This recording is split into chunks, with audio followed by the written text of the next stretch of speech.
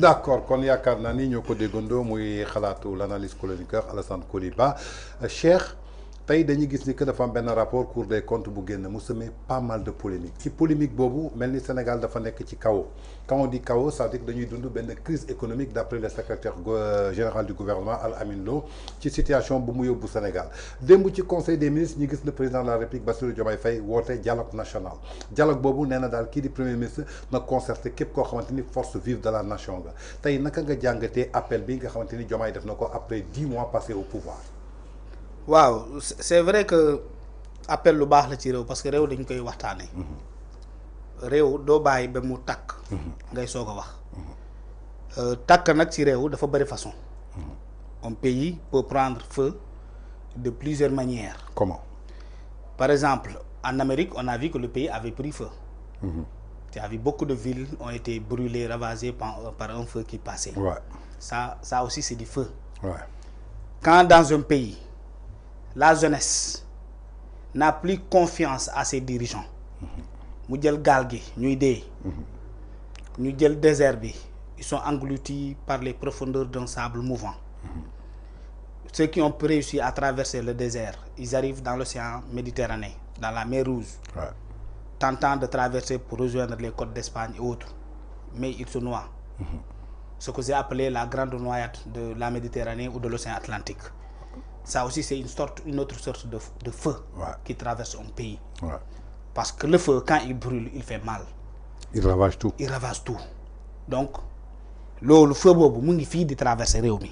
Benen feu bi moy lan? Tu es un père de famille. Amone lo yaakaar ci li nga doon liggéeyee, nekkoon un employé dans une entreprise. Nekkoon un employé dans une direction, nekkoon dans son programme, doon liggéeyal état, dans une direction, dans un ministère et autres.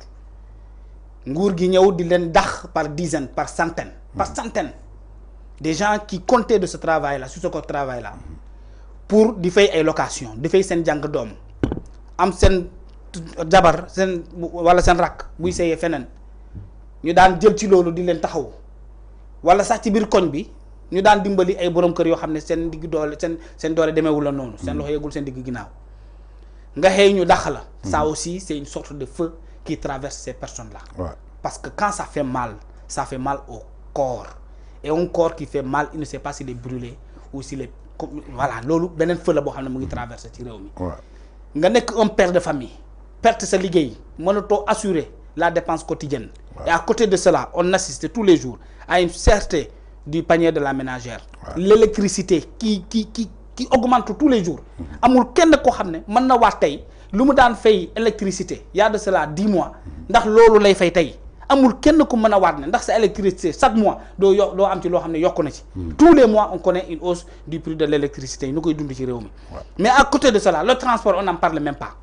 Même car rapide léegi 100 francs amatul ci car rapide 200 la ñuy commencé jëm kaw. 150 les bus foofu la commencé te 100 francs nga daan fay. boo duggee ci arrêt bi wàcc ci arrêt bu ci topp 100 francs nga daan fay léegi 150 la fanweer mu yokk tous les jours ça augmente. Ça aussi, c'est un autre type de feu qui traverse ce pays-là. Et quand un pays est traversé par plusieurs types de feux, qui brûlent le pays dans nos poches, qui nous brûlent dans nos cœurs, qui nous brûlent dans nos corps, qui nous brûlent dans notre conscience, dans notre esprit.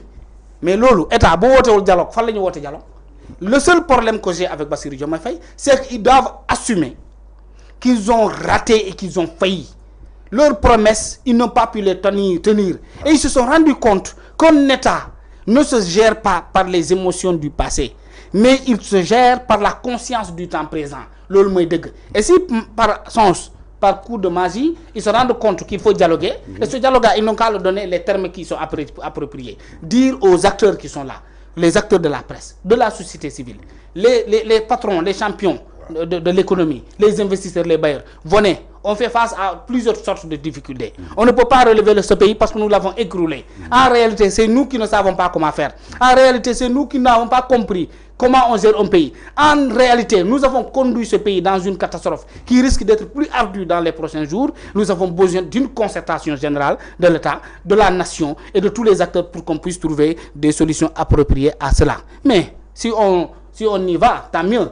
si on parvient à mettre sur place les sujets qu'il faut discuter, mais je pense que les gens répondront. Maintenant, s'ils sont là-bas pour dire que oui, c'est parce que Macky Sall a détourné, c'est parce que Amadou Ba a volé, personne ne répondra à ce dialogue-là. Parce qu'en ce moment-là, il ne répondra pas réellement sur ce qui doit être l'objet de sa convocation. Et au-delà de cela, tu as parlé de rapport de Cour des comptes. C'est une suite logique de leur plan de communication qu'ils avaient planifié et qui malheureusement ne réussit toujours pas. D'abord, le PASTEF s'est concerté. Ils ont dit que bon, vous savez que 2 événements nous attendent. Ils sont devant nous. Ouais. Et ces événements-là, c'est quoi?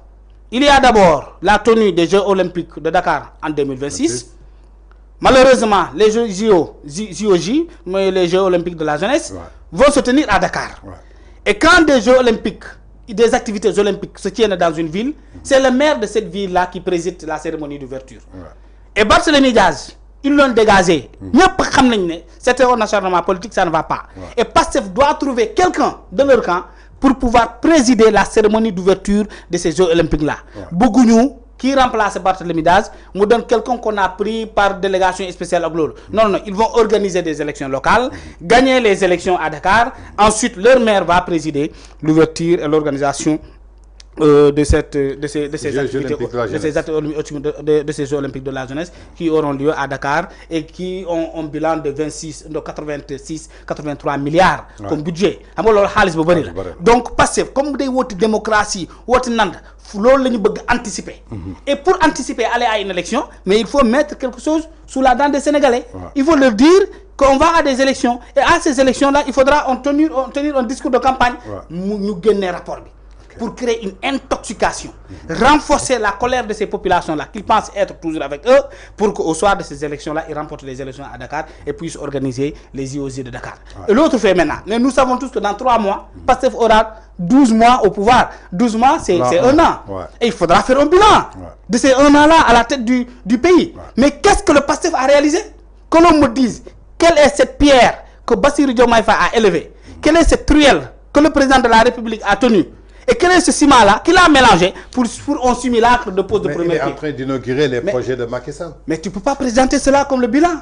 Vendredi, mais attends, tu peux pas. Bilal Diatta, li mu wax barki démb ci Papa Gandiaye. Non, inauguré nañu tribunal communal bu Keur Massar. Lolu bokk na ci sen réalisation. C'est ça, c'est de l'absurdité politique, c'est de l'absurdité déclarative même, c'est de l'ignorance de ce que l'on dit. Et les conséquences de ce que cela peut produire. Bilal Diatta, quand il parle, il ne s'écoute pas. C'est que quand tu es coincé dans un plateau, tu connais, toi et moi, on est habitué des plateaux. Souvent, on répond pour ne rien répondre. On répond pour ne pas dire qu'on n'a pas répondu. Le PASTEF n'a pas de bilan, bon Dieu. Il n'a rien du tout, absolument rien du tout. Et au-delà de ces 12 mois-là, au la tête de ce pays, il faudra que le PASTEF s'adresse aux Sénégalais. Il faudra que le président Bassirou Diomaye Faye dise aux Sénégalais, pendant 12 mois que nous sommes à la tête de ce pays-là, voilà ce que nous avons réalisé. Et qu'est-ce qu'ils vont dire? Maintenant, ils se préparent à cela. Dire que oui, si nous n'avons rien pu faire, c'est parce que réellement, Farba Ngom a volé de l'argent, Macky Sall a détourné, Abdoulaye Wade a soutenu Karim Wade, patati patata.